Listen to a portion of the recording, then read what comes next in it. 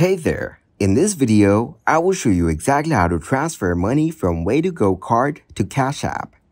With the Way2Go card, you can also transfer funds from the card to your bank account. Firstly, log in to the Way2Go portal on www.goprogram.com.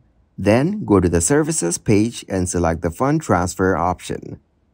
To transfer money from Way2Go card to Cash App, the Cash App requires you to log in using your bank account information. You can also add a debit card. To add a debit card, go to the Link Accounts section. Once there, choose Add Debit Card. Fill in your debit card information including the account number. Then tap Add Debit Card to link your debit card to your Cash App. You can also use the Cash App to deposit money into an ATM. Then, go to the participating ATM. The amount you see on the screen will be deducted from your Way2Go card. Thank you very much for watching, and don't forget to like the video and subscribe to the channel.